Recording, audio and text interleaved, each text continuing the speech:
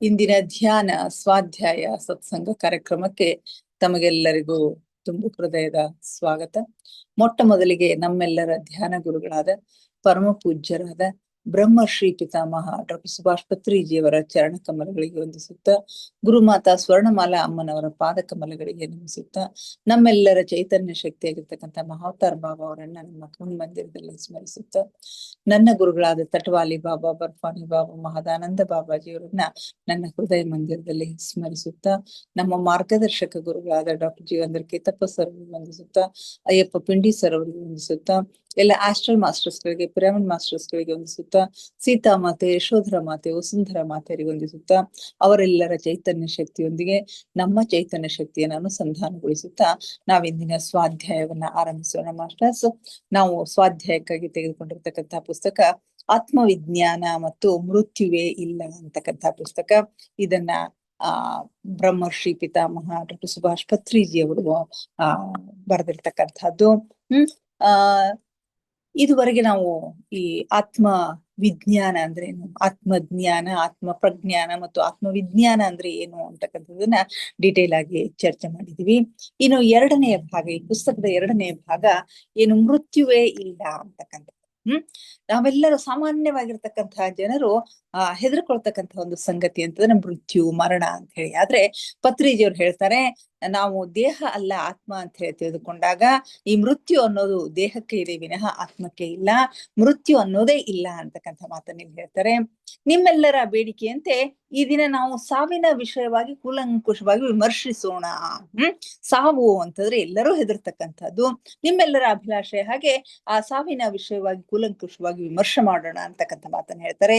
ಯಥಾರ್ಥವಾಗಿ ನಾವುಗಳು ಈ ವಿಷಯವೊಂದನ್ನೇ ಚಿಂತಿಸಬೇಕು. ಪ್ರತಿಯೊಬ್ಬರಿಗೂ ಈ ಸಾವಿನ ಮಾಹಿತಿ ಇರಲೇಬೇಕು. ಎಲ್ಲಾ ಮತಗಳ ಆಧ್ಯಾತ್ಮಿಕ ಗುರುಗಳೆಲ್ಲರೂ ಬೇರೆ ಬೇರೆ ಶತಮಾನಗಳಲ್ಲಿ, ಬೇರೆ ಬೇರೆ ಖಂಡಗಳಲ್ಲಿ ಜನಸಾಮಾನ್ಯರಿಗೆ ಏನನ್ನು ಬೋಧಿಸಿದರು. ಅವರ ಬೋಧನೆ ಒಂದೇ ಒಂದು, ನೀವು ಸಾಯಲಾರಿರಿ. ಸಾವು ಶರೀರಕ್ಕೆ ಮಾತ್ರ, ಆದರೆ ಅದು ನಿಮಗಲ್ಲ, ಆತ್ಮಕ್ಕೆ ಅಲ್ಲ. ನೀವು ಶರೀರವಲ್ಲ, ನೀವು ಶಕ್ತಿ, ನೀವು ಜ್ಞಾನ ಮತ್ತು ನೀವು ಚೈತನ್ಯದ ಒಂದು ಅಂಶ. ಈ ಶರೀರದಲ್ಲಿ ನೀವು ಜೀವಿಸಿದ್ದೀರಿ, ನೀವು ಅದೇ, ನೀವು ಇದಲ್ಲ ಅಂತಕ್ಕಂಥ ಮಾತನ್ನ ಹೇಳ್ತಾರೆ.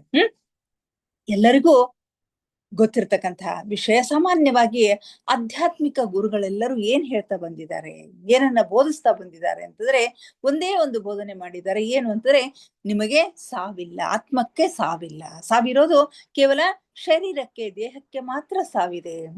ಆದ್ರೆ ಈ ಆತ್ಮಕ್ಕೆ ಇಲ್ಲ. ಆತ್ಮ ಅಂತಂದ್ರೆ ಒಂದು ಶಕ್ತಿ, ಒಂದು ಜ್ಞಾನ, ಒಂದು ಚೈತನ್ಯ.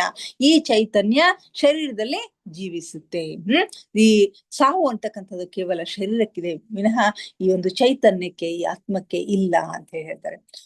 ಉಪನಿಷತ್ತಿನ ಒಂದು ಮಹತ್ವಪೂರ್ಣ ವಾಕ್ಯವೆಂದರೆ ತತ್ವಮಸಿ ಶ್ವೇತಕೇತು. ಹಾಗೆಂದ್ರೆ, ಓ ಶ್ವೇತಕೇತು, ನೀನು ಅದೇ, ನೀನು ಬರೀ ದೈಹಿಕ ಶರೀರ ಮಾತ್ರವಲ್ಲ, ನೀನು ಇವೆರಡರಿಂದ ಬೇರೆ ಏನೋ ಆಗಿರುವಿ. ನೀನು ಯಾವ ಒಂದು ಶಕ್ತಿಯೋ ಅದು ಈಗ ಸಮಗ್ರವಾಗಿ ನಿನ್ನ ದೈಹಿಕ ಶರೀರದಲ್ಲಿ ಇದೆ. ನೀನು ಅದೇ ಜ್ಞಾನ, ಶಕ್ತಿ ಮತ್ತು ಚೈತನ್ಯವಾಗಿ ಈಗ ಭೌತಿಕ ಶರೀರದಲ್ಲಿ ಸಂಪೂರ್ಣವಾಗಿದ್ದಿ. ನೀನು ಅದೇ ಶ್ವೇತಕೇತು, ಅದೇ ಉಪನಿಷತ್ತಿನ ಸಾರ. ಓ ಶ್ವೇತಕೇತು, ನೀನು ಅದೇ ಆಗಿದ್ದಿ. ನೀನು ಬರೀ ದೈಹಿಕ ಶರೀರ ಮಾತ್ರ ಅಲ್ಲ, ಇವೆರಡಕ್ಕಿಂತ ಬೇರೆಯಾಗಿ ನೀನು ಇದ್ದೀಯಾ ಅಂತಕ್ಕಂಥ ಮಾತನ್ನ ಹೇಳ್ತಾರೆ. ನೀನು ಜ್ಞಾನ, ನೀನು ಶಕ್ತಿ, ನೀನು ಚೈತನ್ಯ, ಶರೀರದಲ್ಲಿ ವಾಸ ಮಾಡಿರ್ತಕ್ಕಂಥ ಒಂದು ಚೈತನ್ಯ. ಆ ಜ್ಞಾನಕ್ಕೆ, ಆ ಶಕ್ತಿಗೆ, ಆ ಚೈತನ್ಯಕ್ಕೆ, ಆತ್ಮಕ್ಕೆ ಅದು ಅಮರವಾಗಿರ್ತಕ್ಕಂಥದ್ದು. ಅದಕ್ಕೆ ಸಾವು ಅಂತಕ್ಕಂಥದ್ದು ಇಲ್ಲ ಅಂತಕ್ಕಂಥದ್ದು ಉಪನಿಷತ್ತಿನ ಸಾರ ಅಂತ ಹೇಳ್ತಾರೆ. ಇದೇ ತರಹ ಬುದ್ಧನಿಗೆ ಜ್ಞಾನೋದಯವಾದಾಗ, ಬುದ್ಧ ಮನೆಯನ್ನ ಬಿಟ್ಟು ನಡು ರಾತ್ರಿಯಲ್ಲಿ ಹೆಂಡತಿ, ಮಕ್ಕಳ ರಾಜ್ಯಭಾರ ಎಲ್ಲವನ್ನೂ ತ್ಯಾಗ ಮಾಡಿ ಏನು ಧ್ಯಾನಕ್ಕೆ ಹೋದಾಗ ಆತ್ಮ ಮನಃಶಾಂತಿಯನ್ನ ಹುಡುಕೊಂಡು ಹೋಗ್ತಾನೆ, ಧ್ಯಾನ ಮಾಡ್ತಾನೆ, ಅನೇಕ ಗುರುಗಳ ಬಳಿ ಜ್ಞಾನವನ್ನ ಸಂಗ್ರಹ ಮಾಡ್ತಾನೆ. ಎಲ್ಲಿವರೆಗೆ ಹೋದ್ರೂ ಕೂಡ ಅವನಿಗೆ ಜ್ಞಾನೋದಯ ಆಗೋದಿಲ್ಲ, ಸಮಾಧಾನ ಅನ್ನೋದು ಸಿಗೋದಿಲ್ಲ. ಆದ್ರೆ ಅವನಿಗೆ ಜ್ಞಾನೋದಯ ಆದಾಗ, ಒಂದು ದಿನ ಜ್ಞಾನೋದಯ ಆದಾಗ ಅವನಿಗೆ ಬೇಕಾದಷ್ಟು ಶಕ್ತಿಗಳು ಬರ್ತಾವೆ. ದಿವ್ಯ ಚಕ್ಷು ಓಪನ್ ಆಗುತ್ತೆ, ಮೂರನೆಯ ಕಣ್ಣು ಓಪನ್ ಆಗುತ್ತೆ, ಸೂಕ್ಷ್ಮ ಶರೀರ ಯಾನದ ಅನುಭವಗಳಾಗ್ತಾವು. ಏಕಕಾಲಕ್ಕೆ ಸುಮಾರು 500 ಜನ್ಮಗಳ ವೃತ್ತಾಂತವೆಲ್ಲ ಅವ್ರಿಗೆ ಗೊತ್ತಾಗ್ಬಿಡುತ್ತೆ. ಹೀಗೆ ಅದು ಪುನರ್ಜನ್ಮಗಳು, ಅವನ ಜನ್ಮಗಳೆಲ್ಲ ಗೊತ್ತಾದಾಗ ಬಹಳ ಸಲ ಅವನು ಮನುಷ್ಯನ ಶರೀರದಲ್ಲಿ ಹುಟ್ಟಿದ್ದು, ಬೇಕಾದಷ್ಟು ಸಲ ಶರೀರವನ್ನು ಬಿಟ್ಟು ಹಿಂತಿರುಗಿದ್ದು, ಮತ್ತೆ ಪುನಃ ಹುಟ್ಟು ಸಾವಿನ ಜಂಜಾಟಕ್ಕೆ ಸಿಕ್ಕಿದ್ದು ಎಲ್ಲನೂ ಅವನಿಗೆ ಗೊತ್ತಾಗತ್ತೆ. ಆದ್ರಿಂದ ತಾನು ಭೌತಿಕ ಶರೀರದಲ್ಲಿ ಬೇಕಾದಷ್ಟು ಸಲ ಬಂದು ಪುನಃ ಶರೀರವನ್ನು ಬಿಟ್ಟು ಬೇಕಾದಷ್ಟು ಸಲ ವಾಪಸ್ಸು ಹೋದ್ದನ್ನು ತನ್ನ ಚುರುಕಾದ ದಿವ್ಯ ದೃಷ್ಟಿಯ ಸಹಾಯದಿಂದ ಅವಲೋಕಿಸಿದ ಮೇಲೆ ಗೌತಮ ಏನಾಗ್ತಾನೆ? ಸಿದ್ಧಾರ್ಥನಾಗ್ತಾನೆ. ಸಿದ್ಧಾರ್ಥ ಗೌತಮ ಬುದ್ಧನಾಗ್ತಾನೆ. ಗೌತಮ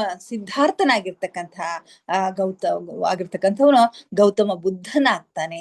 ಈಗ ಅವನಿಗೆ ಸಾವು ಅನ್ನೋದು ಇಲ್ಲ ಅಂತಕ್ಕಂಥದ್ದು ಖಚಿತ ಆಗತ್ತೆ. ತನ್ನ 100 ಜನ್ಮಗಳ ಬಗ್ಗೆ ಗೊತ್ತಾದಾಗ, ನಾನು ಎಷ್ಟೋ ಸಾರಿ ಜನ್ಮ ಮರಣಗಳ ಚಕ್ರಗಳಲ್ಲಿ ಒಳಗಾಗಿದ್ದೇನೆ, ಎಷ್ಟೋ ಅನುಭವಗಳನ್ನ ಪಡೆದಿದ್ದೇನೆ ಅಂತಕ್ಕಂಥದ್ದೆಲ್ಲ ಗೊತ್ತಾದ ತಕ್ಷಣ ತನ್ನ ದಿವ್ಯ ಚಕ್ಷುವಿನ ಸಹಾಯದಿಂದ ಇವೆಲ್ಲವನ್ನ ಅವಲೋಕಿಸಿಕೊಂಡು ಗೌತಮ ಸಿದ್ಧಾರ್ಥನಾಗಿರ್ತಕ್ಕಂಥವನು ಗೌತಮ ಬುದ್ಧನಾಗಿ ಪರಿವರ್ತನ ಆಗ್ತಾನೆ. ಅವನಿಗೆ ಸಾವು ಅಂತಕ್ಕಂಥದ್ದು ಇಲ್ಲ ಅಂತಕ್ಕಂಥದ್ದು ಖಚಿತ ಆಗತ್ತೆ. ಸಾವಿನ ಬಗ್ಗೆ ಹೆದರಿಕೆಯಿಂದ ಇರುವುದೆಂದ್ರೆ ನಗೆಪಾಟಲು. ಸಾವಿನ ಬಗ್ಗೆ ಹೆದರ್ಕೊಳ್ಳೋದು ಅಂತಂದ್ರೆ ಯಾರಾದ್ರೂ ನಗತಕ್ಕಂಥ ಒಂದು ಸಂಗತಿಯಾಗಿದೆ. ಜನಗಳು ಸಾವಿಗೆ ಏಕೆ ಹೆದರ್ತಾರೆ ಅಂತಂದ್ರೆ ಅವರಿಗೆ ಆ ವಿಷಯದ ಬಗ್ಗೆ ತಿಳುವಳಿಕೆ ಇಲ್ಲ. ಅವರಿಗೆ ಸಾವಿನ ವಿಷಯವಾಗಿ ಸರಿಯಾಗಿ ತಿಳುವಳಿಕೆ ಬಂದಾಗ ಅವರು ಮರಣವನ್ನ ಪ್ರೀತಿಸ್ತಾರೆ, ಸಾವನ್ನ ಆಚರಿಸ್ತಾರೆ, ಸಾವನ್ನ ಸಂಭ್ರಮಿಸ್ತಾರೆ. ಯಾರೋ ಸಾವಿಗೆ ದುಃಖಿಸುವುದಿಲ್ಲ. ಪತ್ರಿಜಿಯವರು ಸಾವನ್ನ ಸಂಭ್ರಮಿಸ್ತಾ ಇದ್ರು. ಯಾರ ಬಳಿಯಾದ್ರೂ ಸಾವು ಸಂಭವಿಸಿದೆ ಅಂತಾರೆ, ಅವ್ರ ಮನೆಗೆ ಹೋಗಿ ಬೊಕ್ಕೆಯನ್ನ ಕೊಟ್ಟು ಬರ್ತಾ ಇದ್ರಂತವ್ರು. ಹೀಗೆ ಸಾವನ್ನ ಆಚರಿಸಬೇಕು, ಸಾವನ್ನ ಪ್ರೀತಿಸಬೇಕು, ಸಾವನ್ನ ಸಂಭ್ರಮಿಸಬೇಕು ಅಂತ ಹೇಳ್ತಾರೆ. ಸಾವು ಭೌತಿಕ ಶರೀರಕ್ಕೆ ಮಾತ್ರ, ಆದ್ರೆ ಶಕ್ತಿ, ಚೈತನ್ಯ, ಜ್ಞಾನ ಮುಂತಾದವುಗಳು ಇಲ್ಲಿಯ ತನಕ ಪೂರ್ಣವಾಗಿ ಭೌತಿಕ ಶರೀರದಲ್ಲಿದ್ದುದು ಬೇರ್ಪಟ್ಟು ಅದು ತನ್ನ ಹೊರಗಿನ ಪ್ರಯಾಣವನ್ನ ಬೇರೆ ಬೇರೆ ವಿದ್ಯುತ್ ತರಂಗಗಳ ಲೋಕಗಳಿಗೆ ಕೊಂಡೊಯ್ಯುತ್ತದೆ. ಸಾವು ಅಂತಕ್ಕಂಥದ್ದು ಕೇವಲ ಭೌತಿಕ ಶರೀರಕ್ಕೆ ಮಾತ್ರ, ಆದ್ರೆ ಆ ಚೈತನ್ಯಕ್ಕೆ, ಆ ಶಕ್ತಿಗೆ, ಆ ಜ್ಞಾನಕ್ಕೆ ಅಲ್ಲಿ ಸಾವು ಅಂತಕ್ಕಂಥದ್ದಿಲ್ಲ. ಇಲ್ಲಿ ಸಾವು ಅಂತಾರೆ ಅದು ಬೇರ್ಪಟ್ಟು ಭೌತಿಕ ಶರೀರದಿಂದ ಈ ಚೈತನ್ಯ, ಶಕ್ತಿ ಬೇರ್ಪಟ್ಟು ಅದು ತನ್ನ ಹೊರಗಿನ ಪ್ರಯಾಣವನ್ನ, ದೈಹಿಕ ಪ್ರಯಾಣವನ್ನ ಬಿಟ್ಟು ಹೊರಗಿನ ಪ್ರಯಾಣವನ್ನ ಮಾಡ್ತಾ ಬೇರೆ ಬೇರೆ ವಿದ್ಯುತ್ ತರಂಗಗಳಲ್ಲಿ ಇರ್ತಕ್ಕಂತಹ ಬೇರೆ ಬೇರೆ ಲೋಕಗಳಿಗೆ ಅದು ಹೋಗುತ್ತೆ.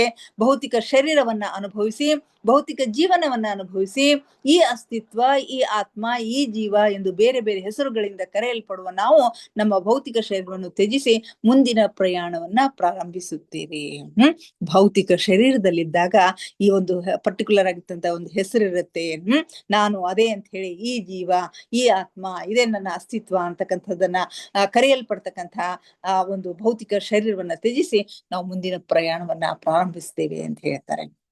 ನಾವು ಶಾಶ್ವತವಾದ ಸತ್ಯ, ನಾವು ಸಾವಿಲ್ಲದ ಆತ್ಮ, ನಾವು ಶಾಶ್ವತವಾಗಿರ್ತಕ್ಕಂತಹ ಸತ್ಯ, ನಾವು ಸಾವಿಲ್ಲದ ಆತ್ಮ.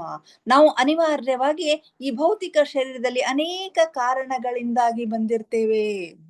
ಅನಿವಾರ್ಯವಾಗಿ ಈ ಭೌತಿಕ ಶರೀರದಲ್ಲಿ ಅನೇಕ ಕಾರಣಗಳಿಂದಾಗಿ ನಾವು ಬಂದಿರ್ತೀವಿ. ಕೆಲವು ಸಲ ಪಾಠಗಳನ್ನ ಕಲಿಲಿಕ್ಕೆ ಬರ್ತೀವಿ, ಕೆಲವು ಸಲ ಪ್ರಾಪಂಚಿಕ ಸುಖವನ್ನ ಅನುಭವಿಸ್ಲಿಕ್ಕೆ ಬರ್ತೀವಿ, ಮತ್ತೆ ಕೆಲವು ಸಲ ಭೌತಿಕ ಶರೀರದಲ್ಲಿರುವ ಬೇರೆ ಆತ್ಮಗಳ ಜೊತೆಗೆ ಇರ್ಲಿಕ್ಕೆ ಬೇರೆ ಕಾರಣಗಳಿಂದ ನಾವು ಭೌತಿಕ ಶರೀರವನ್ನ ಧರಿಸ್ತಾ ಇರ್ತೀವಿ.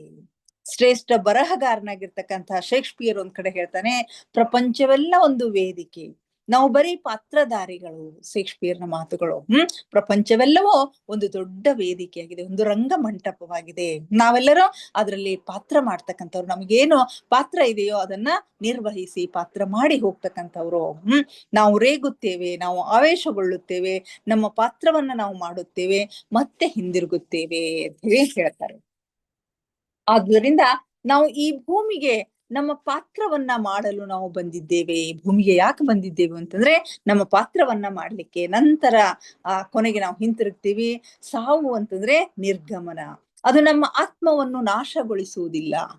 ಸಾವು ಅಂತಂದ್ರೆ ನಿರ್ಗಮನ, ಈ ದೇಹದಿಂದ ನಿರ್ಗಮನವಾಗಿ ಹೋಗ್ತಕ್ಕಂಥದ್ದು. ಅದು ನಮ್ಮ ಆತ್ಮವನ್ನು ನಾಶಗೊಳಿಸುವುದಿಲ್ಲ. ಇದು ನಾವೆಲ್ಲ ತಿಳಿದುಕೊಳ್ಳಬೇಕಾಗಿರ್ತಕ್ಕಂಥ ಮಹತ್ತರವಾಗಿರ್ತಕ್ಕಂಥ ಮತ್ತು ಸರಳವಾಗಿರ್ತಕ್ಕಂಥ ವಿಷಯ. ಇದುವೇ ಆಧ್ಯಾತ್ಮದ ಸಾರವಾಗಿದೆ. ಇದೇನದಲ್ಲ ನಾನು ದೇಹವಲ್ಲ, ನಾನು ಆತ್ಮ, ಆತ್ಮಕ್ಕೆ ಸಾವಿಲ್ಲ ಅಂತಕ್ಕಂಥದ್ದನ್ನ ತಿಳ್ಕೊಳ್ಳೋದು ಇದೇ ಆಧ್ಯಾತ್ಮದ ಸಾರವಾಗಿದೆ. ನಮ್ಮ ಭೌತಿಕ ಶರೀರ ನಾಶವಾಗುವಾಗ ನಾವು ನಾಶವಾಗುವುದಿಲ್ಲ. ಭಗವದ್ಗೀತೆಯಲ್ಲಿ ಕೃಷ್ಣ ಹೇಳಿದ್ದಾನೆ, ನ ಜಾಯತೆ ಮ್ರಿಯತೆ ವಾ ಕದಾಚಿನ್ನಾಯಂ ಭೂತ್ವಾ ವಾ ನ ಭೂಯಃ ಅಜೋ ನಿತ್ಯಃ ಶಾಶ್ವತೋಯಂ ಪುರಾಣೋ ನಹನ್ಯತೆ ಹನ್ಯಮಾನೆ ಶರೀರೇ. ಅದು ಜನಿಸಿಲ್ಲ, ಅದಕ್ಕೆ ಮರಣವಿಲ್ಲ, ಅದು ಎಲ್ಲಾ ಕಾಲಗಳಿಗೂ ಸಾಕ್ಷಿ, ಅದು ಬಹಳ ಪುರಾತನ ಕಾಲದಿಂದಲೂ ಬರುತ್ತಲೇ ಇದೆ. ಅದು ಏನೋ ಆತ್ಮ. ಅದು ಜನಿಸಿಲ್ಲ, ಅದಕ್ಕೆ ಮರಣ ಇಲ್ಲ. ಅದು ಎಲ್ಲಾ ಕಾಲಗಳಿಗೂ ಸಾಕ್ಷಿಯಾಗಿದೆ. ಅದು ಬಹಳ ಪುರಾತನ ಕಾಲದಿಂದ ಬರುತ್ತಲೇ ಇದೆ. ಭೌತಿಕ ಶರೀರ ನಿರ್ಗಮಿಸಿದಾಗಲೂ ಅದು ಸಾಯಲಾರದು. ಭೌತಿಕ ಶರೀರ ನಾಶವಾದಾಗಲೂ ಕೂಡ ಅದು ಸಾಯಲಾರದು. ಅದು ಕೃಷ್ಣನು ಅರ್ಜುನನ ಪ್ರಶ್ನೆಗೆ ಹೇಳುವ ಉತ್ತರ. ಪ್ರತಿಯೊಬ್ಬ ಗುರುವು ಈ ಸರಳವಾದ ಸತ್ಯವನ್ನೇ ಧ್ಯಾನದ ಮೂಲಕ, ಯೋಗದ ಮೂಲಕ ಅನುಭವಿಸುವವನು. ಪ್ರತಿಯೊಬ್ಬ ಗುರುವು ಈ ಒಂದು ಸಾರವನ್ನ ತಾನು ಧ್ಯಾನದ ಮೂಲಕ, ಈ ಸತ್ಯವನ್ನೇ ಧ್ಯಾನದ ಮೂಲಕ, ಯೋಗದ ಮೂಲಕ ಅನುಭವಿಸ್ತಾನೆ. ಸ್ವಾಭಾವಿಕವಾಗಿರುವ ಈ ಸತ್ಯವನ್ನು ನಾವು ಧ್ಯಾನದ ಮೂಲಕ ಅಥವಾ ಯೋಗದ ಮೂಲಕ ಅರಿಯಬೇಕಾಗಿದೆ. ಈ ಸತ್ಯ ನಮಗೆ ಎದರಿಂದ ಗೊತ್ತಾಗುತ್ತೆ ಅಂದ್ರೆ ಈ ಧ್ಯಾನದ ಮೂಲಕ, ಯೋಗದ ಮೂಲಕ ಗೊತ್ತಾಗುತ್ತೆ. ನಿಜಕ್ಕೂ ನಾವು ಪ್ರತಿದಿನ ರಾತ್ರಿ ನಮ್ಮ ಭೌತಿಕ ಶರೀರವನ್ನ ಬಿಟ್ಟು ಸೂಕ್ಷ್ಮ ಶರೀರಯಾನವನ್ನ ಮಾಡುತ್ತೇವೆ. ಪ್ರತಿಯೊಬ್ಬರು ಪ್ರತಿ ದಿವಸವೂ ನಿದ್ರೆಯಲ್ಲಿದ್ದಾಗ ನಮ್ಮ ಸೂಕ್ಷ್ಮ ಶರೀರ ಯಾನವನ್ನ ಮಾಡ್ತೀವಿ. ಭೌತಿಕ ಶರೀರದಿಂದ ಹೊರಗಡೆ ಬಂದು ಸೂಕ್ಷ್ಮ ಯಾನವನ್ನ ಮಾಡ್ತೇವೆ ಅಂತಕ್ಕಂಥ ಮಾತನ್ನ ಹೇಳ್ತಾರೆ. ಅನಿವಾರ್ಯವಾಗಿ ಎಲ್ಲ ಆತ್ಮಗಳು ಎಲ್ಲ ಸಸ್ಯಗಳಲ್ಲೂ, ಪ್ರಾಣಿಗಳಲ್ಲೂ, ಮನುಷ್ಯರಲ್ಲೂ ಆಗಾಗ ತಮ್ಮ ಭೌತಿಕ ಶರೀರವನ್ನು ಬಿಟ್ಟು ಸೂಕ್ಷ್ಮ ಯಾನವನ್ನ ಮಾಡಬೇಕಾಗುತ್ತದೆ. ಸೊ ಎಲ್ಲ ಆತ್ಮಗಳು, ಅದು ಮಾನವ ರೂಪದಲ್ಲಿರ್ತಕ್ಕಂಥ ಆತ್ಮ ಮಾತ್ರ ಅಲ್ಲ, ಸಸ್ಯಗಳ ರೂಪದಲ್ಲಿ, ಪ್ರಾಣಿಗಳ ರೂಪದಲ್ಲಿ, ಖನಿಜಗಳ ರೂಪದಲ್ಲಿ ಇರ್ತಕ್ಕಂಥ ಎಲ್ಲ ಆತ್ಮಗಳು ಆಗಾಗ ತಮ್ಮ ಭೌತಿಕ ಶರೀರವನ್ನ ಬಿಟ್ಟು ಸೂಕ್ಷ್ಮ ಶರೀರಯಾನವನ್ನ ಮಾಡ್ಬೇಕಾಗತ್ತೆ ಅಂತ ಹೇಳ್ತಾರೆ. ಯಾಕಂದ್ರೆ ಭೌತಿಕ ಶರೀರಕ್ಕೆ ಸ್ವಲ್ಪವಾದರೂ ವಿಶ್ರಾಂತಿ ಬೇಕು.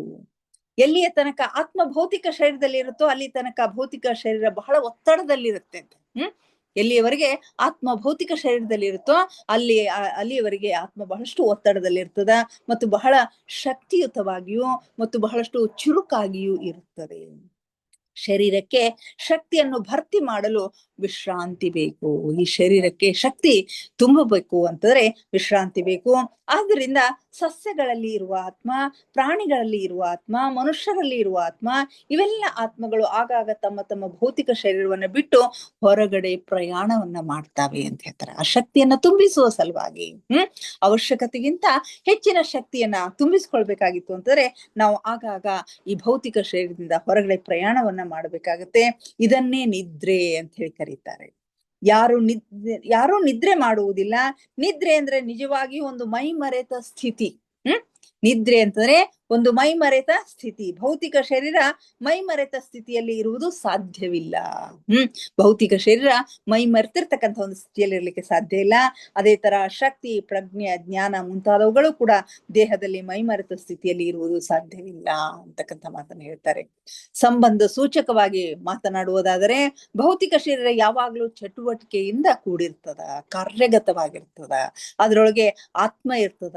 ಸಂಬಂಧ ಸೂಚಕವಾಗಿ ಮಾತನಾಡುವುದಾದ್ರೆ ಭೌತಿಕ ಶರೀರ ನಿಜವಾಗಿಯೂ ಮೇಲು ನೋಟಕ್ಕೆ ತಟಸ್ಥವಾಗಿರುತ್ತದೆ, ಆದರೆ ಅದರ ಜೀವಕೋಶಗಳು ಯಾವುದೂ ಸ್ತಬ್ಧವಾಗಿರುವುದಿಲ್ಲ. ಭೌತಿಕ ಶರೀರ ಮೇಲು ನೋಟಕ್ಕೆ ಸ್ತಬ್ಧವಾಗಿರುತ್ತೆ, ಅದರ ಒಳಗಡೆ ಬಹಳಷ್ಟು ಚೈತನ್ಯ ಇರುತ್ತೆ, ಬಹಳಷ್ಟು ಅದರ ಜೀವಕೋಶಗಳೆಲ್ಲವೂ ಎಂದೂ ಸ್ತಬ್ಧವಾಗಿರುವುದಿಲ್ಲ. ಎಲ್ಲ ಕೆಲಸಗಳು ಅಲ್ಪ ಸ್ವಲ್ಪ ನಿಧಾನವಾಗಿ ಜರುಗ್ತಾ ಇರ್ತವೆ. ಇದನ್ನೇ ನಿದ್ರೆ ಅಂತ ಹೇಳಿ ಕರಿತೀವಿ ಅಂತ ಹೇಳ್ತಾರೆ. ಈಗ ನೀವು ನಿಮ್ಮನ್ನು ತೀಕ್ಷ್ಣವಾಗಿ ಗಮನಿಸಿದಾಗ, ನಿಮ್ಮ ಕನಸಿನ ಸ್ಥಿತಿಯನ್ನು ಗಮನಿಸಿದಾಗ ನಿಮಗೆ ನಿಮ್ಮ ನಿಜವಾದ ಶಕ್ತಿಯ ಬಗ್ಗೆ ಅರಿವು ಉಂಟಾಗುತ್ತದೆ. ಪ್ರತಿಯೊಂದು ನಿದ್ರೆಯಿಂದ ಮನುಷ್ಯ ಎಷ್ಟು ಫ್ರೆಶ್ ಆಗ್ತಾನೆ ಅಂತಂದ್ರೆ ಈ ನಿಜವಾಗಿಯೂ ಆ ಒಂದು ಶಕ್ತಿ, ಆ ಒಂದು ಚೈತನ್ಯ ಅವನಲ್ಲಿ ತುಂಬಿರುತ್ತೆ. ನಾವು ಕನಸಿನ ಸ್ಥಿತಿಯನ್ನ ಗಮನಿಸಿದಾಗ ನಮ್ಗೆ ನಿಜವಾದ ಶಕ್ತಿಯ ಬಗ್ಗೆ ಅರಿವು ಉಂಟಾಗುತ್ತೆ. ನೀವೇ ಆ ಶಕ್ತಿಯಾಗಿ, ಆ ಚೈತನ್ಯವಾಗಿ, ಆ ಪ್ರಜ್ಞೆಯಾಗಿ ಇರುವುದು ತಿಳಿಯುವುದು ಮತ್ತು ಅದು ಭೌತಿಕ ಶರೀರದ ಬೇರೆಯಾಗಿ ಇರುವುದು ಗೊತ್ತಾಗುತ್ತದೆ. ಯಾರು ಅವರ ಕನಸಿನ ವೇಳೆಯಲ್ಲಿ ಪ್ರಜ್ಞಾವಂತರಾಗಿರುತ್ತಾರೋ, ಯಾರು ಅದನ್ನು ಅಭ್ಯಾಸ ಮಾಡುತ್ತಾರೋ ಆಗ ಅವರು ಸುಲಭವಾಗಿ ನಿರ್ವಾಣವನ್ನ ಪಡೀತಾರೆ. ಯಾರು ಕನಸಿನ ವೇಳೆಯಲ್ಲಿ ಪ್ರಜ್ಞಾವಂತರಾಗಿರ್ತಾರೋ, ಆ ಕನಸನ್ನ ಸಂಪೂರ್ಣವಾಗಿ ಜ್ಞಾಪಕದಲ್ಲಿ ಇಟ್ಕೊಳ್ತಾರೋ, ಎಚ್ಚರಿಕೆಯಿಂದಿರ್ತಾರೋ, ಯಾರು ಅದನ್ನ ಪ್ರಜ್ಞಾಪೂರ್ವಕವಾಗಿ ಕನಸನ್ನ ಕಾಣುವುದನ್ನ ಅಭ್ಯಾಸ ಮಾಡ್ತಾರೋ, ಆಗ ಅವರು ಸುಲಭವಾಗಿ ನಿರ್ವಾಣವನ್ನ ಪಡೀತಾರೆ ಅಂತ ಹೇಳ್ತಾರೆ. ಆಗ ಅವರು ತಮ್ಮ ಭೌತಿಕ ಶರೀರ ಆತ್ಮವಲ್ಲ ಅಂತ ಹೇಳಿ ತಿಳ್ಕೊತಾರೆ. ಅದೇ ಜ್ಞಾನೋದಯ ಆಗುತ್ತೆ. ಜ್ಞಾನದಿಂದಲೋ ಅಥವಾ ನಮ್ಮ ಕನಸುಗಳನ್ನ ಅರ್ಥ ಮಾಡಿಕೊಳ್ಳುವುದರ ಮೂಲಕವೋ ಅಥವಾ ಕನಸಿನ ವೇಳೆಯಲ್ಲಿ ಪ್ರಜ್ಞೆಯಿಂದ ಇರುವುದರಿಂದಲೋ ಮನುಷ್ಯ ಅಮಿತನಾಗುತ್ತಾನೆ. ಅವನಿಗೆ ಏನು ತಿಳಿದಿದೆ, ಅವನಿಗೆ ತಾನು ಭೌತಿಕ ಶರೀರವಲ್ಲ ಅಂತ ಹೇಳಿ ತಿಳಿದಿರ್ತದ. ಅವನಿಗೆ ತಾನು ಶಕ್ತಿಯ ರಚನೆ ಮತ್ತು ಚೈತನ್ಯದ ರಚನೆ ಅದು ಪೂರ್ತಿಯಾಗಿ ಬೇರೆಯಾಗಿದೆ ಮತ್ತು ಪೂರ್ತಿಯಾಗಿ ಭೌತಿಕ ರಚನೆಯಿಂದ ಸ್ವತಂತ್ರವಾಗಿದೆ ಅಂತಕ್ಕಂಥದ್ದು ತಿಳಿಯುತ್ತೆ. ಸೊ ಈ ನಾನು ಭೌತಿಕ ಶರೀರ ಅಲ್ಲ, ನಾನು ಆತ್ಮ ಅಂತಕ್ಕಂಥದ್ದು ಗೊತ್ತಾಗುತ್ತೆ. ಅದೇ ಜ್ಞಾನೋದಯ ಅಂತ ಹೇಳ್ತಾರೆ. ತಾನು ಭೌತಿಕ ಶರೀರವೆಲ್ಲ ಅಂತ ತಿಳ್ಕೊತಾನೆ. ಅವನಿಗೆ ತಾನು ಶಕ್ತಿಯ ಒಂದು ರೂಪ, ಶಕ್ತಿಯ ಒಂದು ರಚನೆ, ಚೈತನ್ಯದ ಒಂದು ರೂಪ ಅಂತಕ್ಕಂಥದ್ದನ್ನ ಅವನು ತಿಳ್ಕೊತಾನೆ. ಸೊ ಈ ಇದು ಒಂದು ನಿಜವಾದ ಜ್ಞಾನೋದಯದ ಒಂದು ಹಂತ ಅಂತಕ್ಕಂಥ ಮಾತನ್ನ ಹೇಳ್ತಾರೆ.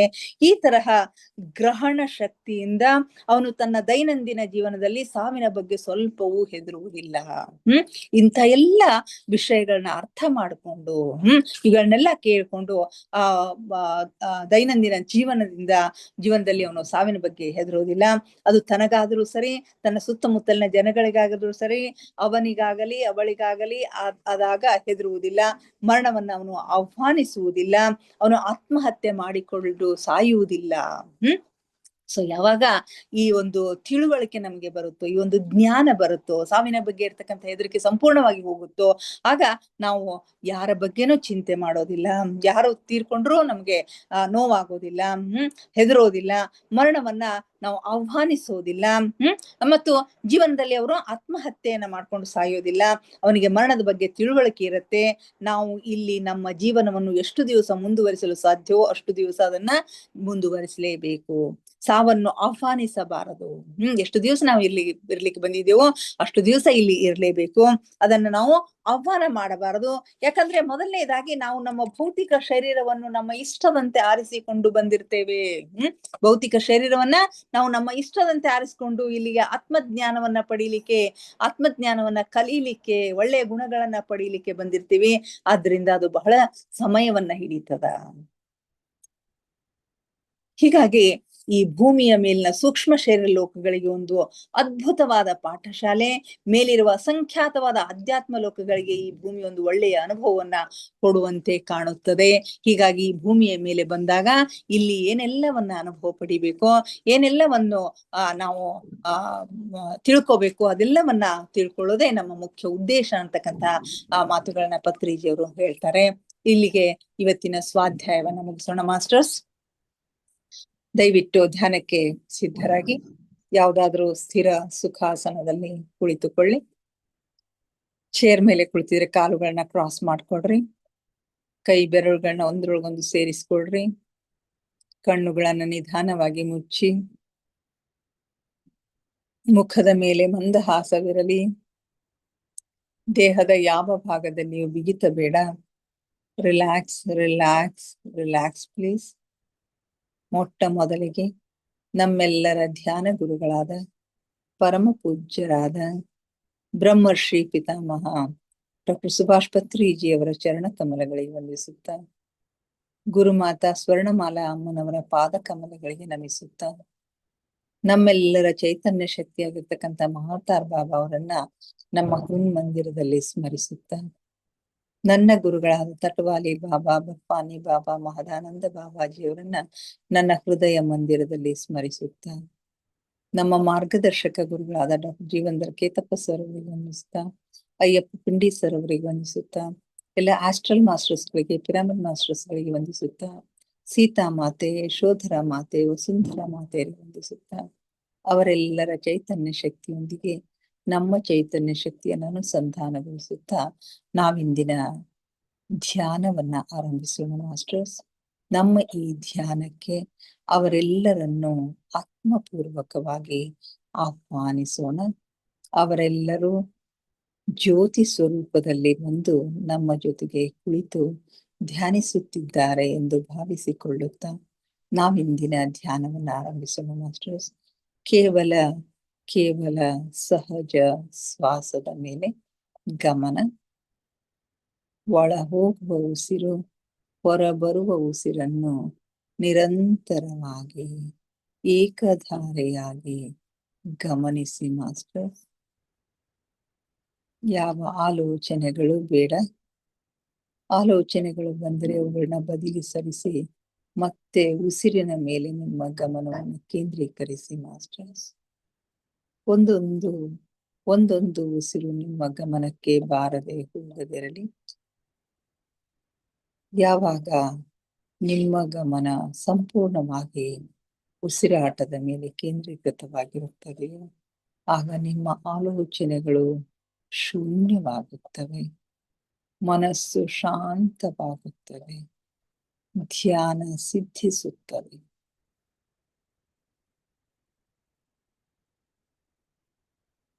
ನಮ್ಮ ಉಚ್ಛ್ವಾಸ ನಿಶ್ವಾಸದ ಮಧ್ಯದ ಬಿಂದು, ಅದುವೇ ಧ್ಯಾನ ಬಿಂದು, ಅದುವೇ ಶೂನ್ಯ ಬಿಂದು, ಅದುವೇ ನಮ್ಮ ಒಳ ಜಗತ್ತಿನ ಆಂತರಿಕ ಜಗತ್ತಿನ ಕೀಲಿಕೈ.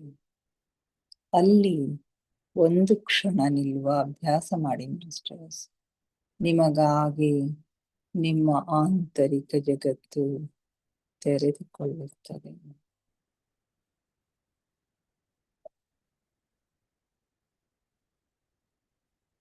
ಆಲಿಸಿ ಆಲಿಸಿ ಸೂಕ್ಷ್ಮ ನಾದಗಳನ್ನು, ಸೂಕ್ಷ್ಮ ಸ್ವರಗಳನ್ನು ಆಲಿಸಿ ಮಾಸ್ಟರ್ಸ್.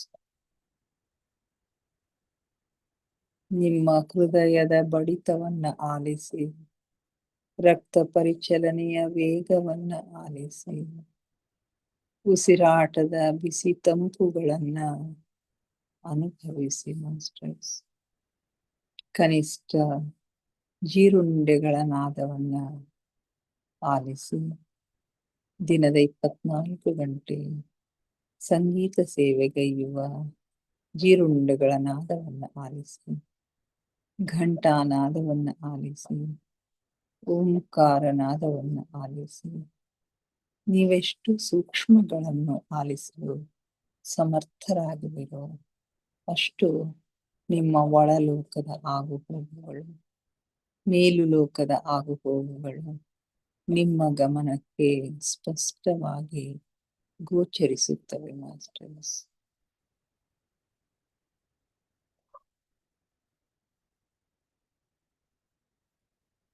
ನಾನು ದೇಹವಲ್ಲ, ನಾನು ಆತ್ಮಸ್ವರೂಪಿ. ನನ್ನ ಉಸಿರೇ ನನ್ನ ಗುರು. ಉಸಿರೆಂಬ ಗುರುವಿನ ಸಹಾಯದಿಂದ ನನ್ನ ಗಮ್ಯದೆಡೆಗೆ, ಅಂತಿಮ ಗುರಿಯೆಡೆಗೆ ನಮ್ಮ ಪಯಣ ನಿರಂತರವಾಗಿ ಸಾಗುತ್ತಲಿದೆ ಮಾಸ್ಟರ್ಸ್. ನಮ್ಮ ಅಂತಿಮ ಗುರಿ ಆತ್ಮ ಸಾಕ್ಷಾತ್ಕಾರ, ಪರಮಾತ್ಮ ಸಾಕ್ಷಾತ್ಕಾರ, ಆ ಪರಮಾತ್ಮ ಸ್ಥಿತಿಯನ್ನ ತಲುಪುವುದು.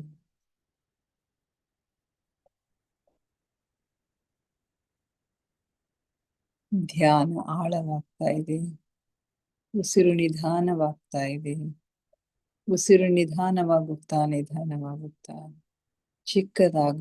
ಚಿಕ್ಕದಾಗುತ್ತಾ ನಮ್ಮ ಭ್ರೂ ಮಧ್ಯದಲ್ಲಿ ಸ್ಥಿರಗೊಳ್ತಾ ಇದೆ. ಅಲ್ಲಿ ಹಲವು ಬಣ್ಣಗಳು, ಹಲವು ದೃಶ್ಯಗಳು ನಮಗಾಗಿ ತೆರೆದುಕೊಳ್ತಾ ಇವೆ ಮಾಸ್ಟರ್ಸ್. ಅಲ್ಲೇನು ಕಾಣಿಸುತ್ತದೆಯೋ ಆ ದಿವ್ಯ ಚಕ್ಷುವಿಗೆ ಏನು ಗೋಚರಿಸುತ್ತದೆಯೋ ಅದನ್ನು ಗಮನಿಸಿ ಮಾಸ್ಟರ್ಸ್. ಸೂಕ್ಷ್ಮವಾಗಿ ಗಮನಿಸಿ.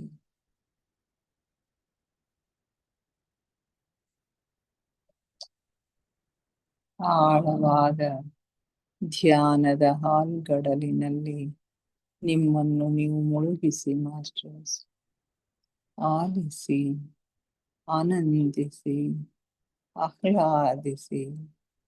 ಆ ಪರಮ ಸಖ್ಯವನ್ನ ಪರಮಾತ್ಮನ ಸಾನ್ನಿಧ್ಯವನ್ನ ಅನುಭವಿಸಿ ಮಾಸ್ಟರ್ಸ್. ಆ ಪರಮ ಪ್ರಕಾಶದೊಂದಿಗೆ, ಪರಂಜ್ಯೋತಿಯೊಂದಿಗೆ ಲೀನವಾಗಿ ಮಾಸ್ಟರ್ಸ್.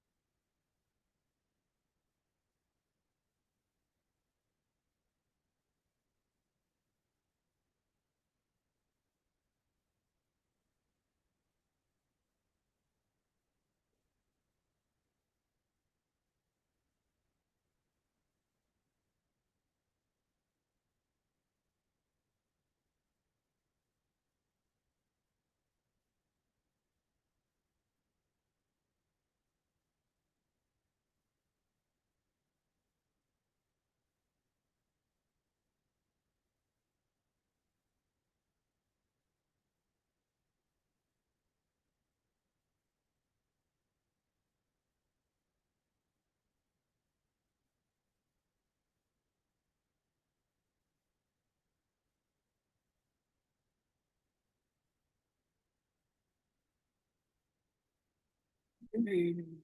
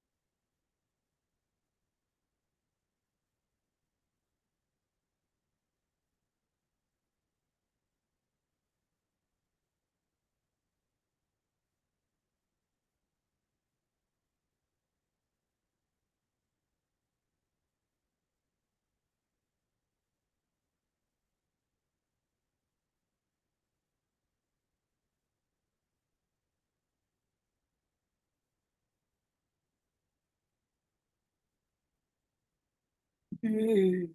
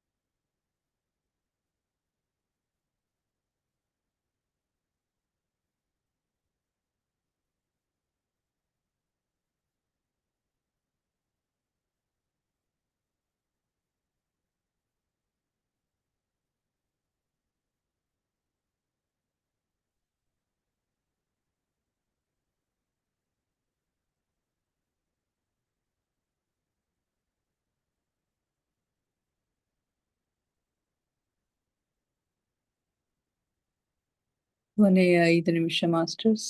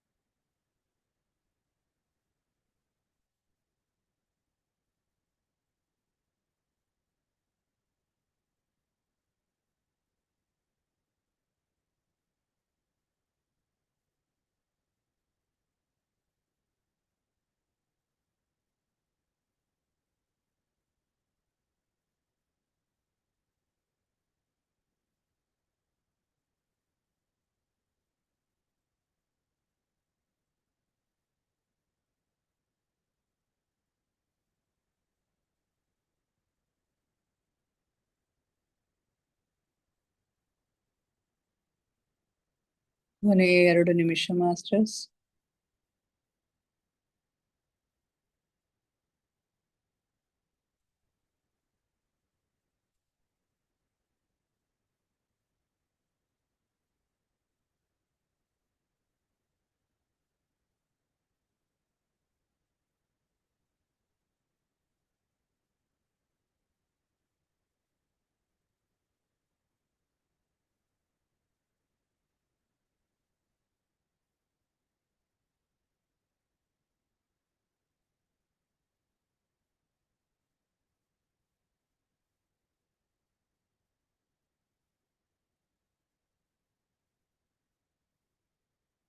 ಕೊನೆಯ 1 ನಿಮಿಷ.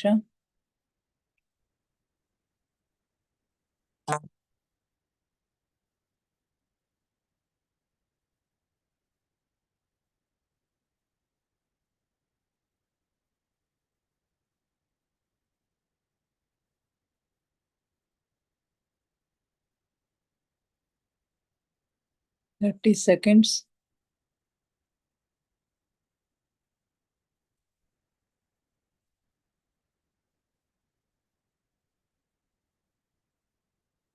Ten seconds.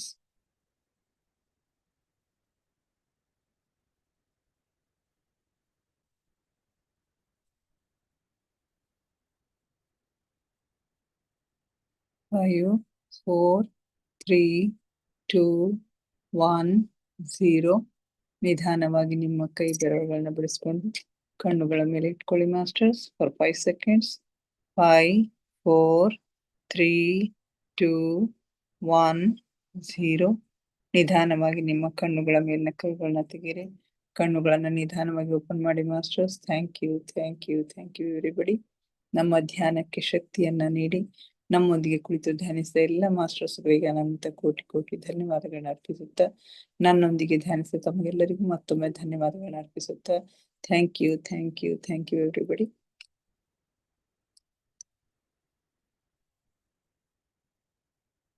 ಯಾರಾದ್ರೂ ಏನಾದ್ರು ಶೇರ್ ಮಾಡ್ಕೊತೀರಿ ಮಾಡ್ಕೊಡ್ರಿ.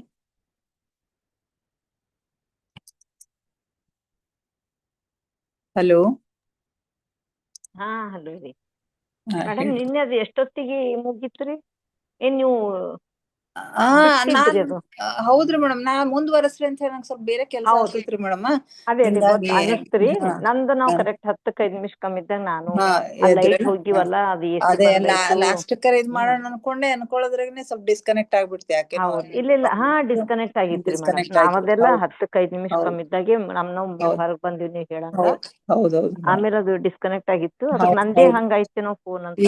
ಇಲ್ಲ ನಂದು ಸ್ವಲ್ಪ ಏನೋ ಟೆಕ್ನಿಕಲ್ ಪ್ರಾಬ್ಲಮ್ ಆಯ್ತ್ರಿ. ಹೌದು ಹಾಗೆ ಡಿಸ್ಕನೆಕ್ಟ್ ಆಯ್ತು. ಆಮೇಲೆ ನಿನ್ನೆ ಅದೇ ರಮಣ ಮಹರ್ಷಿ ಹೇಳಿದ್ರಲ್ಲ, ಅವ್ರು ಬರೀ ಆತ್ಮ ಪ್ರಜ್ಞಾನದ ಕನನೇ ರೀಚ್ ಆಗ್ಯಾರಂದ್ರೆ ನಂಗೆ ಬಹಳ ಆಶ್ಚರ್ಯ ಐತೆ. ಅದು ಗೊತ್ತಿರ್ಲಿಲ್ಲ ನನ್ಗ. ಆತ್ಮವಿಜ್ಞಾನ ಆತ್ಮಜ್ಞಾನ ಗೊತ್ತಿರ್ಲಿಲ್ಲ. ಹೊಸ ವರ್ಡ್ ಆತ್ಮವಿಜ್ಞಾನ ಲಾಸ್ಟ್ ಅಂತಾರ ಅವ್ರು. ಪೂರಾ ಪರಮಾತ್ಮ ಸ್ಥಿತಿಗೆ ಹೋಗ್ಬೇಕಂದ್ರೆ ಇಲ್ಲೇ ಸಾಧ್ಯದ. ಪಿರಮಿಡ್ ಸ್ಪಿರಿಚುವಲ್ ಆತ್ಮವಿಜ್ಞಾನದ್ಕಿಂತ ಮ್ಯಾನು ಅವಲ್ರಿ ಮೇಡಮ್. ಅವ್ ಹೆಸರು ನೆನ್ಪು ಹೋಗ್ಯಾವ ನಂಗೆ. ಏನೋ ಅಂದ್ರಲ್ಲ, ಅದು ಬುದ್ಧಂದು ಇದು ರೀಚ್ ಬುದ್ಧತ್ವ ಆತ್ಮವಿಜ್ಞಾನ ಸ್ಥಿತಿಗೆ ಹೋದ್ರೆ ಬುದ್ಧತ್ವ ಸ್ಥಿತಿಗೆ ಹೋಗ್ತಾರ್ರಿ ಅವ್ರು. ಹಾ ರೀ ಮೇಡಮ್. ಅದಕ್ಕಿಂತ ಮ್ಯಾನು ಒಂದೇನೋ ಹೇಳಿದ್ರಿ ಮೇಡಮ್. ಅದು ಅದೇ ಸಹಸ್ರಾರದ ಮೇಲಿನ ಸ್ಥಿತಿಗಳ್ರಿ ಮೇಡಮ್. ಸಹಸ್ರಾರದ ಮೇಲಿನ ಸ್ಥಿತಿಗಳು ಹೋದಾಗ ಬುದ್ಧತ್ವಕ್ಕೆ ಹೋಗ್ಲಿಕ್ಕೆ ಸಾಧ್ಯ. ಸಿದ್ಧತ್ವ, ಬುದ್ಧತ್ವ. ಅದು ಸಿದ್ಧತ್ವ, ಬುದ್ಧತ್ವ. ಸಿದ್ಧಿ ಪುರುಷರು ಅಂತಾರಲ್ರಿ. ಅಂದ್ರೆ ಹೌದು ಅದ್ ಏನ್ ನಮಗ್ ಸಿಗ್ತದ ಅದಷ್ಟಕ್ಕೆ ನಾವ್ ತೃಪ್ತರಾದ್ವಿ ಅಂತ ಮುಂದ್ ಹೋಗ್ಲಿಕ್ ಆಗಲ್ಲ. ಹೌದು ಅದ ಹಂಗೆ ಮುಂದುವರ್ಸ್ಕೊತ ಹೋಗ್ಬೇಕಂತಾರ ಕೂತ್ ನೋಡ್ರಿ ಇವೆಲ್ಲ. ಹೋಗ್ಬೇಕ್ರಿ. ಅಂದ್ರ ಅವ್ರದ್ದು ಎಲ್ಲ ಪುನರ್ಜನ್ಮ ಅದ ರಮಣ ಅದರಿ ಮಹರ್ಷಿ ಅವ್ರದೆಲ್ಲ ಎಲ್ಲಿ ತನ ಹೋದ್ರುನು ಅದ. ಇರ್ತಾವ್ರಿ ಮೇಡಮ್. ಹಾ ಹಾ ಮತ್ತೆ ಹೌದು ಒಂದ್ ಇದ್ರ ಅವಶ್ಯಕತೆಗಾಗಿ ಭೂಮಿ ಮೇಲೆ ಇದ್ರ ಹೌದು ಸಲಕ್ಕೆ ಆಗಾಗ ಬರ್ತಿರ್ತಾರ್ರಿ. ಇವನ್ ಕೃಷ್ಣ ಎಷ್ಟು ಜನ್ಮ ತಗೊಂಡಾರ, ರಾಮ ಎಷ್ಟು ಜನ್ಮ ತಗೊಂಡಾರ. ಹೌದು ಹೌದ್ರಿ. ಆಯ್ತ್ರಿ ಮೇಡಮ್. ಮತ್ತೆ okay Vijayalakshmi. Okay thank you madam. Okay ಮತ್ತೆ ವಿಜಯಲಕ್ಷ್ಮಿ ಮೇಡಮ್ ಮಾತಾಡ್ತೀರಿ? ಹಲೋ. ಏನಿಲ್ಲ ಮೇಡಮ್, ಅವ್ರು ಚೆನ್ನಾಗ್ ಅನಿಸ್ತು. ಚೆನ್ನಾಗ್ ಅನಿಸ್ತ್ರಿ madam? Okay okay okay madam. Bye madam, good night. Okay madam. Okay thank you. ಮುಗಿಸೋಣ್ರಿ ಮೇಡಮ್? ಮುಗಿಸ್ ಮತ್ತೆ ನಾಳೆ ಭೇಟಿ ಆಗೋಣ ಇನ್ನಷ್ಟು ಧ್ಯಾನ, ಸ್ವಾಧ್ಯಾಯ, ಸತ್ಸಂಗದೊಂದಿಗೆ. Thank you everybody.